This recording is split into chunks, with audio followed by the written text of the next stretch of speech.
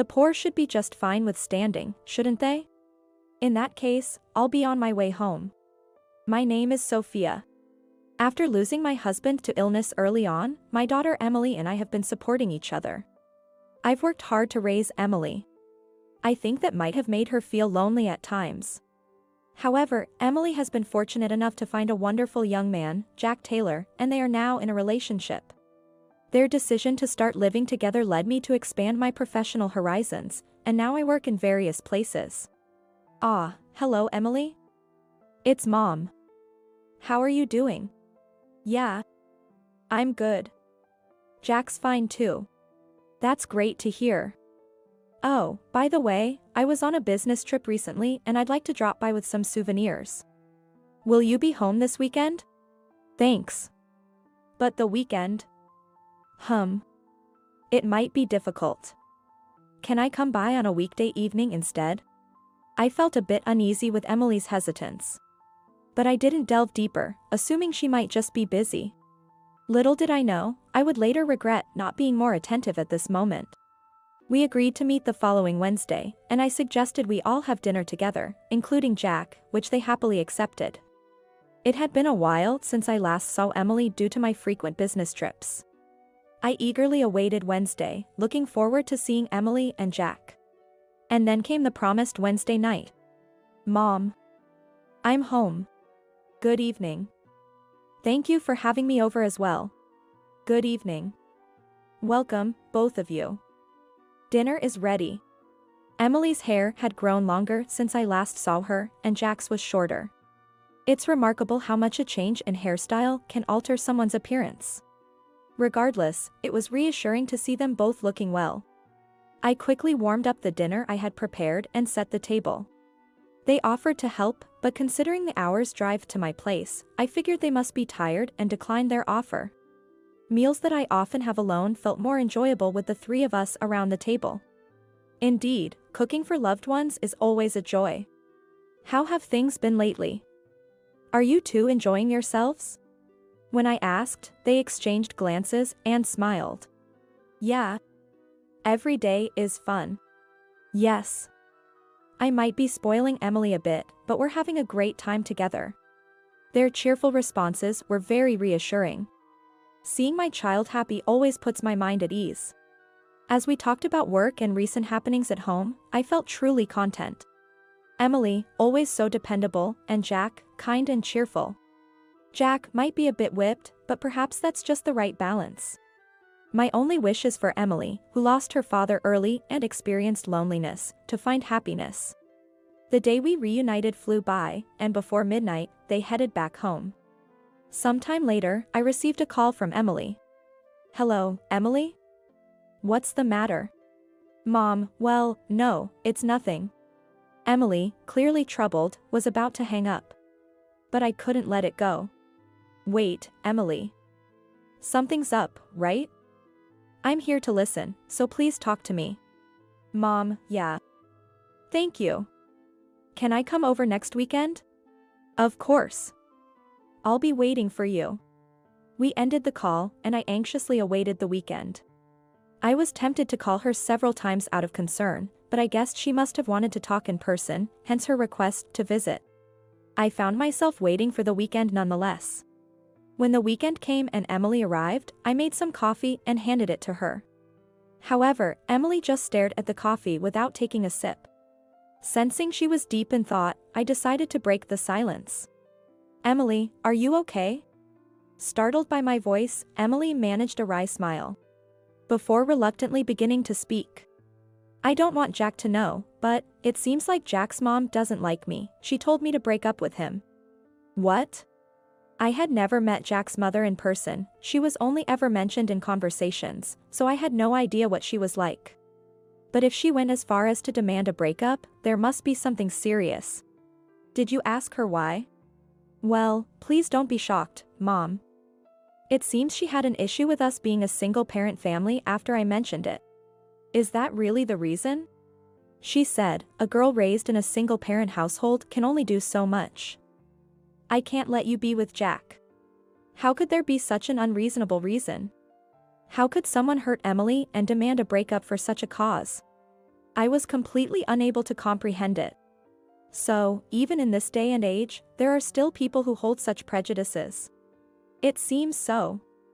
I told her that my dad passed away from an illness, but she still said it doesn't change the fact that we're a single-parent family. Seeing Emily force a laugh despite clearly feeling down hurt me deeply. Emily and I had gone through tough times after losing her father, my husband.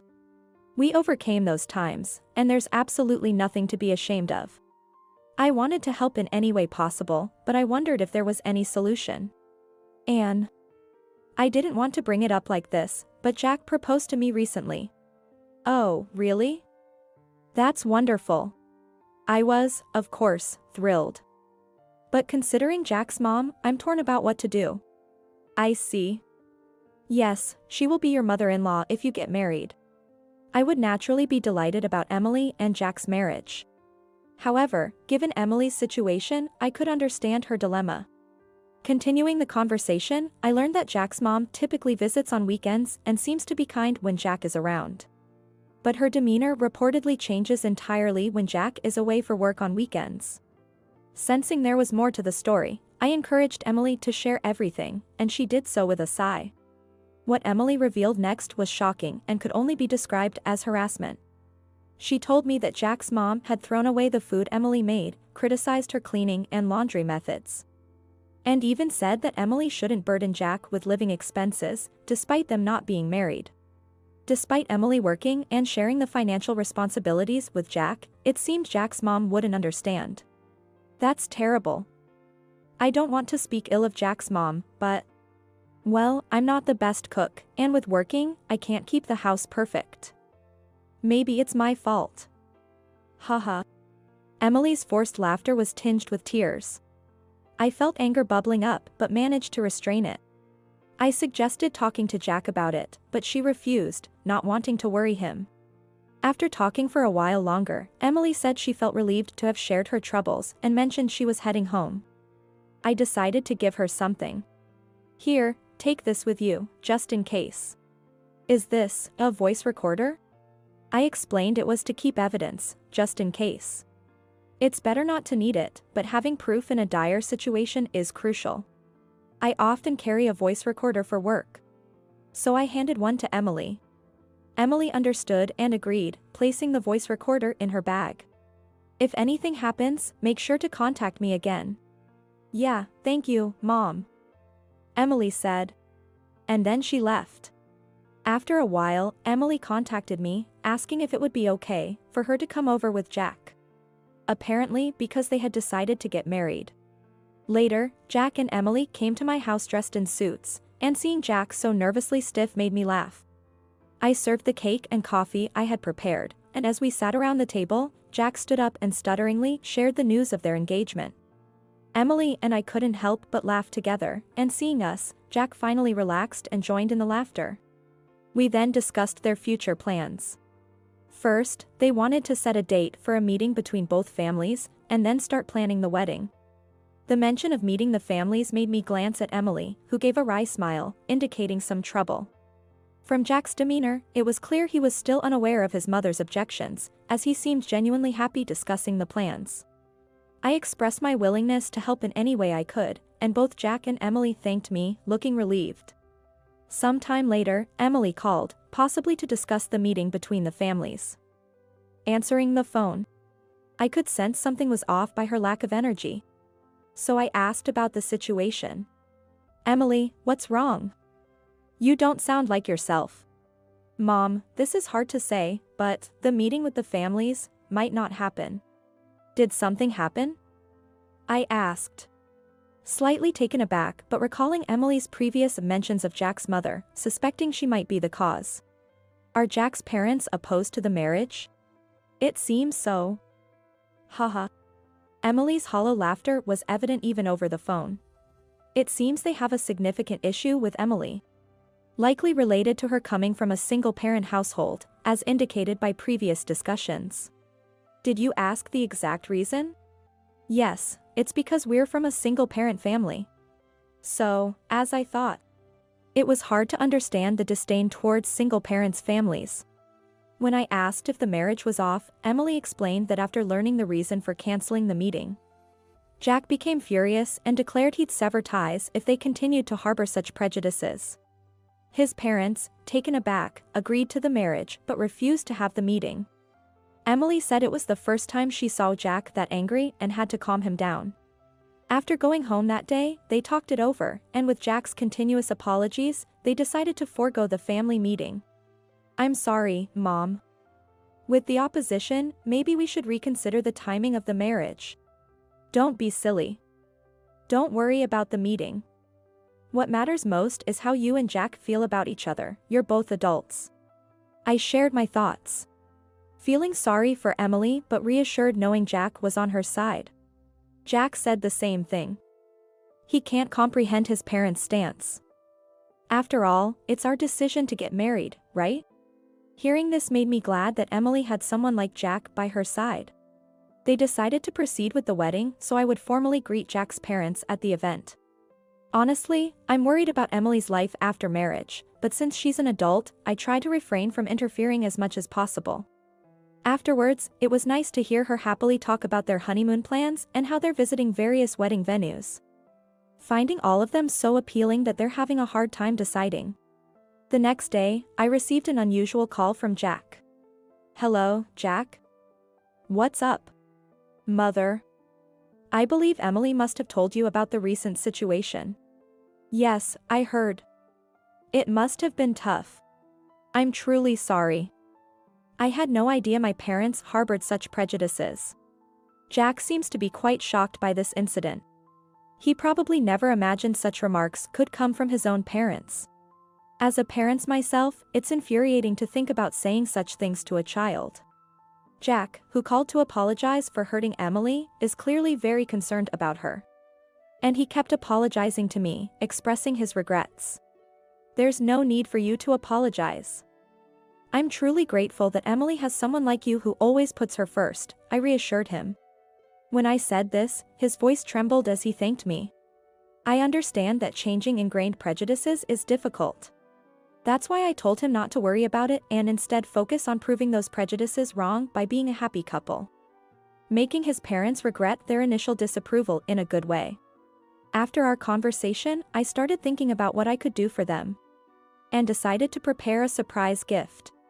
Time passed, and the wedding day finally arrived. Despite some minor issues along the way, it seemed Jack had been a solid support for Emily, and we were about to celebrate their big day.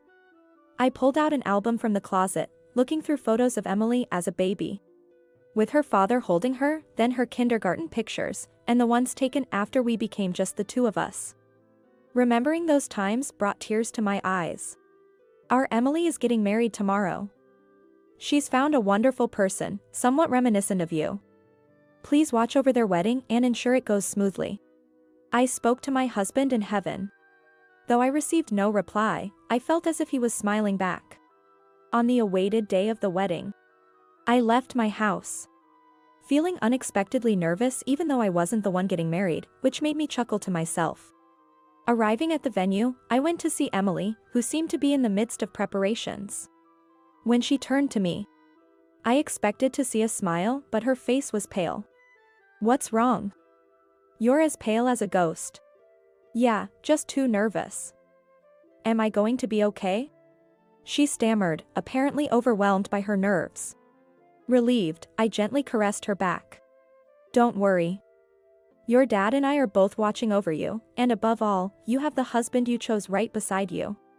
After hearing this, Emily took a deep breath and seemed to calm down a bit. She thanked me and asked the staff to proceed with the preparations. Watching her, I too realized that the moment was truly upon us. Then, I decided it was time to greet Jack's parents. Upon arriving at Jack's dressing room, I found only Jack and some staff members. It seemed his parents had left a short while ago. I approached Jack to speak with him. "Hi, Jack. The big day is finally here," I said. Turning to me, his face was as pale as Emily's, a clear sign of his nerves.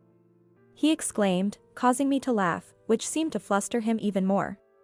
"I'm sorry. I didn't expect to be this nervous." "Haha. Don't worry, it's quite endearing to see you both like this, I reassured him. I'm sorry. What are you apologizing for? I found myself reminiscing about my own wedding. Certainly, my husband and I were also very nervous on our wedding day, both of us stiff with tension. And the staff had to work hard to calm us down.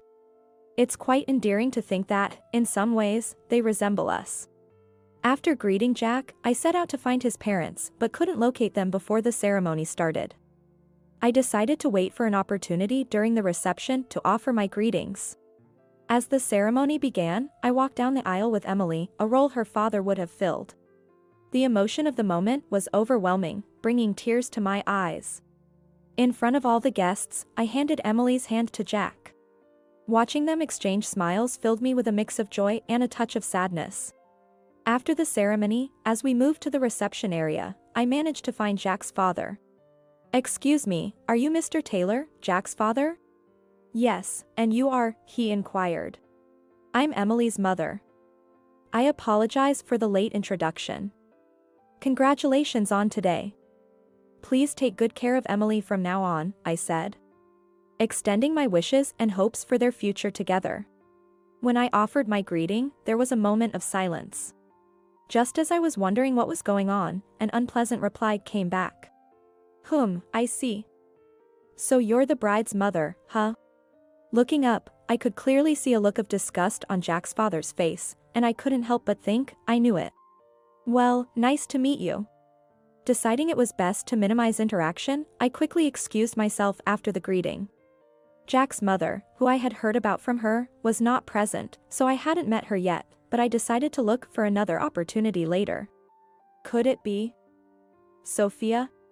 On my way to the reception, a man stopped me. "Yes, that's me, but..." His face brightened immediately as I spoke. "Of course. It's me. Don't you remember? I'm Michael Johnson." "Michael? Of course, I remember you. But why are you here?" I had met Michael Johnson once before through work and remembered him as a very responsible young man despite his youth. "I'm the groom's cousin." "Are you by any chance related to the bride?" "I see. Yes, the bride, Emily, is my daughter."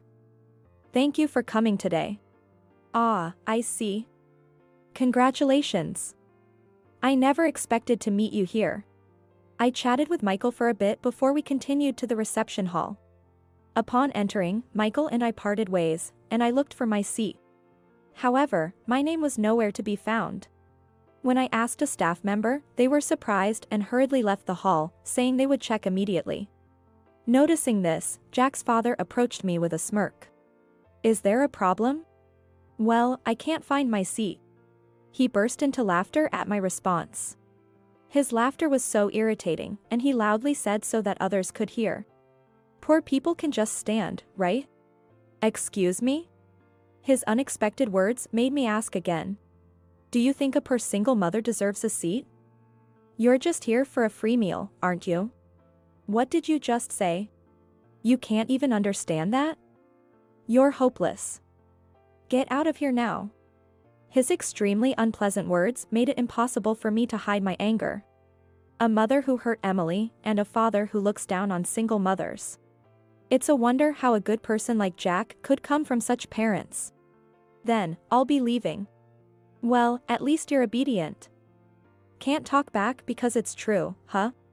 Ignoring his remarks, I left the reception hall. However, I had been looking forward to Emily and Jack's wedding, so I was internally struggling with what to do. After stepping out of the hall, I thought I should at least explain the situation to Emily and Jack if I were to leave. It's their important wedding day. Telling them would only make Emily upset, and Jack would likely feel guilty and apologize. It's supposed to be a day filled with happiness, but is it right to bring in such adult problems? Maybe it would be best if I just endured it. I was at a loss. Then, Michael appeared. "Sophia, are you all right?" "I saw everything. I'm sorry I couldn't help." "There's no need for you to apologize, Michael. Thank you for your concern." Then, Michael made a suggestion. "There's no need for you to leave, Sophia. I have a good idea. Michael said with a smile. After calling over a staff member and explaining the situation, they happily agreed to Michael's suggestion. Michael, thank you so much. Don't mention it. It's clearly the groom's father who is at fault here. I expressed my gratitude to Michael again and was led by the staff to a certain location. On the way, I stopped by the restroom, where I encountered someone. Could it be Sophia? Yes, that's me, but who might you be? I'm a huge fan of yours. I'm thrilled to meet you here. I rarely appear in the media, having only been featured in a magazine once, so this person must be quite a fan to recognize me. Well, oh, I'm the groom's mother. Meeting you here has made this the best day ever. To my surprise, it was Jack's mother. Unlike the impression I had from Emily, she was very energetic. I see. Congratulations on this special day. Thank you so much. Could we possibly shake hands? Huh? I found myself being asked for a handshake. I agreed to the handshake and quickly made my way to the restroom. I never expected to meet her in such a manner. And it was surprising that she knew who I was. The staff led me to a location on the second floor of the reception hall. It's usually not used, but due to the circumstances, Michael had arranged for this seating. From this seat, I could oversee the entire reception and even see Emily and Jack in all their glory. It seemed that the guests on the first floor hadn't noticed me, and I could clearly see Jack's father. After a while, the energetic Jack's mother took her seat, and it appeared she was telling Jack's father about our earlier conversation. As I watched them with a sigh, the hall dimmed, and the reception began under the host's guidance. Seeing Emily and Jack enter made me tear up. They looked so beautiful. I wondered how she had grown up so fast. I'll never forget the sight of them walking shyly while surrounded by blessings. At one point, Emily and Jack looked up and smiled at me. Having heard that I was there, I waved back, taking several photos of them with my phone. Then came the time for reading letters of gratitude to the parents. Jack's parents were grinning as they watched Emily. But when they noticed me stepping onto the stage, Jack's father grimaced, and Jack's mother turned pale. Pointing at me, she trembled and stammered, "What?" I gave my speech and had Emily read her letter. By the end, Emily, Jack, and I were all in tears. We received a round of applause, and after receiving a letter and bouquet from Emily, I stepped down from the stage. Back in my second floor seat, I could see Jack's father and mother whispering to each other. Probably about me. Looking over at Michael, he nodded and gave me a thumbs up. I couldn't help but chuckle at that. I made a mental note to thank Michael properly someday. After the reception, when I went to see Jack's parents were there. I coldly asked, "Do you need something from Emily?" "No, it's not that. We wanted to speak with you." "What are you going to talk about?" "See. This is the kind of person she is. Why should I have to apologize?" "You. This lady is someone significant. Please, I'm begging you, apologize." "No, an apology is not necessary. Besides, what exactly are you apologizing for?" As I pushed back, Jack's mother, pale-faced, hurriedly apologized. "My husband was extremely rude to you. I am terribly sorry. Please forgive us." "What rudeness are you referring to?" "The comments about you being poor and deserving only standing." "I'm truly sorry." Jack's mother seemed to be apologizing for her husband's behavior, but that wasn't what mattered to me. "I can't believe you are Emily's mother. If we had known, this never would have happened. Who I am shouldn't matter, should it? Besides, it was you who refused the meeting." "Well, that's..." As I brought up the issue of the meeting, Jack's mother fell silent. She seemed to be apologizing only for her husband's actions, but as far as I was concerned, she was no different. I didn't have a good impression of them. They continued to make excuses, claiming they would have been happy to meet if they had known it was me. And blaming Emily for not informing them in advance, insisting that they were not at fault for refusing the meeting. However, I made it clear that one of the main points of a meeting is to get to know the other person. And they had prejudged everything based on our family situation. Once again, I realized we had irreconcilably different values. Perhaps upset by my rebuttal, Jack's father spoke up next. You may be famous, but you don't look it. Are you sure it's not a case of mistaken identity? Besides, you're just a poor single mother. Oh, and what might that mean? That's when Michael intervened in our conversation. Jack's father was shocked to see Michael. Mr. Smith, the vice president. Indeed, Michael appeared to be the vice president of the company where Jack's father worked. The current president is Michael's father, who seems to be preparing to hand over the company to him. Although Michael is Jack's cousin, his father took his wife's surname. Who exactly are you referring to as a poor single mother? Well, this person here. Really? You mean Sophia? If so, that would be quite serious, wouldn't it? Serious? It seems, Keith, you're unaware of who Sophia is. She is a world-renowned painter. I heard that from my wife, but she's just a painter, right? Still poor, nonetheless. Ignorance is truly frightening. Sophia's paintings sell for millions at the lowest. What? Jack's father was dumbfounded. Meanwhile, Jack's mother shrank in size, unable to hide her turmoil. Seeing this made me sigh again. I work as a painter, sometimes creating on my own initiative and sometimes taking commissions. Many people appreciate my work and purchase it at high prices. Michael is one of those connections, with his parents being frequent buyers of my paintings. He acts as a liaison for me, communicating with my manager, and we've met once in this capacity. You're kidding. Ask my parents.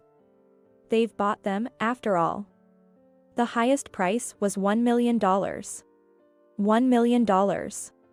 That time was quite something. There was a bidding war over one of Sophia's works. But my parents really wanted it. So we ended up going to auction and winning. The passion was incredible. He looked at me with a laugh as he said this. I thanked him for that time, and he insisted on thanking me again in return. Looking over at Jack's parents, both were pale and looking down. Disrespecting Sophia like that would surely sadden my parents. As Michael said that, Jack's father suddenly looked up, breaking into a cold sweat. Please, not that. I'll apologize, he pleaded with Michael. Michael looked disgusted by his behavior and suggested he was apologizing to the wrong person. Prompted by Michael, Jack's father reluctantly turned to me and began to apologize. Though it was clear he lacked sincerity, likely due to his pride. He probably didn't understand what upset me the most. Do you even understand what I'm most angry about? What? It's because I looked down on you, right? It was clear he hadn't understood anything. I asked Jack's mother the same question, but she just looked confused. It's because you hurt someone very dear to me. Even then, they seemed clueless. Do they lack comprehension and learning abilities? It's because you hurt Emily. I couldn't help but raise my voice. Feeling angrier than I had in a long time. Although they seemed to understand after I spelled it out, their pride prevented them from apologizing directly to Emily. They tried to shift the blame onto Emily, saying, Emily had her faults, we thought she was poor because we saw her being frugal. Assuming it was because she's from a single-parent family, Emily should have been the one to explain to us. It was clear they were attempting to shift the responsibility onto Emily. Michael was appalled by their justification, and Emily looked down, disheartened. Seeing Emily upset nearly brought me to boiling point, but then Jack stepped in. Emily, remember these people well. Jack stood by her side and put his arm around her. Let's make sure we don't become a couple like this. Jack had been listening and was visibly angry. His actions calmed my anger a bit. How dare you speak to your parents like that? That's right, Jack. Apologize. No way. If you're going to keep hurting the person I care about, I'd rather cut ties with you. What? Everyone present was shocked by Jack's statement, but inwardly, I was thinking, well done. Michael also looked smug. I appreciate what you've done for me, but I'm building a new family with Emily. That's my happiness, and if you're going to interfere, I'd rather not have anything to do with you. Emily seemed relieved by Jack's presence, her anxious expression gone. Knowing Jack had such a manly side made me even more supportive of them. Jack's words left his parents disheartened and silent. Look at the groom being so cool. Emily, I know he's like this, but please take care of him. Of course. And I should be saying that to you. What do you mean, like this? The tense atmosphere lightened a bit. I felt happy, knowing that they could overcome anything together without my intervention. Prejudice and arbitrariness lead to nothing good. As I addressed the disheartened couple, they flinched and turned to me. Being from a single-parent family doesn't mean one is poor, and being poor doesn't justify disdain. It's those with impoverished hearts who are truly impoverished. With that, they had nothing to say and left the room with frustration. As a parent myself, I was relieved not to share their values. I realized how much I owed to Emily for the person I am today and felt a renewed sense of gratitude towards her. A few days later, my manager contacted me, saying a man insisted on speaking with me, claiming to be related. Curious, I agreed to take the call. Hello? Hey. It's Jack's father. The call was from Jack's father. He had looked up my office contact information to get in touch with me. Ah, what can I do for you? Convince President, Mr. Smith. Confused, I asked for more details. It seemed that Michael had reported the wedding incident to his father, Mr. Smith, who was furious, saying he couldn't keep someone so lacking in common sense and manners at the company. Since my office had a contract with the company, they were considering action that might harm the company. So you're asking me to plead for leniency? Why should I? Company matters don't concern me. His usual condescending tone was as unpleasant as ever. A reminder that some people never change. We've been unable to contact Jack since the wedding, and we're in trouble. What goes around comes around. You brought this on yourselves. How dare you? It seemed Jack had cut ties with his parents after the wedding, as he had said he would, allowing Emily to live without anxiety. It was all their own doing, yet they were bothering me, which was extremely vexing. It's astonishing you've managed to get by in society with such an attitude. There's a limit to looking down on others. I have no obligation to listen to you, and it's not my problem if you're in trouble. Come on. I'm begging you here. You really don't understand, do you? Things will unfold as they should. I'm busy, so I'll be hanging up now. Goodbye. Wait. I ended the call and told my manager not to connect any more calls from them. Despite several attempts to contact me, my manager, who is more straightforward than I am, made sure they stopped. I reported the situation to Emily and Jack, advising them to be cautious. Afterwards, Jack's parents apparently showed up at his company, but were immediately dealt with by security. Jack had explained the situation, and his company was understanding, ensuring his parents wouldn't be connected if they returned. Michael later contacted me to apologize for involving me in the company matter. But I assured him it was already handled and that our contract would continue as usual. Jack's father was demoted but caused further trouble by disputing the decision, leading to his voluntary resignation. Ever since the wedding, there was tension between Jack's parents, leading to a divorce after Jack's father became unemployed. Jack's mother reached out to Jack asking for support but was ignored. Jack's father, due to his pride, struggled to find re-employment and was barely getting by with a part-time job. His mother, unable to find support from relatives due to the wedding incident, was living in a dilapidated apartment and working part-time. As a gift to the couple, I surprised them with a house. I remembered a house Emily and Jack once said they'd love to live in, so I had one built with a similar design. I chose a location near where they were living to ensure their lifestyle wouldn't change. They were overjoyed, even suggesting I live with them in my later years. I talked to my husband in heaven that they seemed very happy, and placed a photo of the three of us. There's also the joyful anticipation of a grandchild next year, adding to my future pleasures.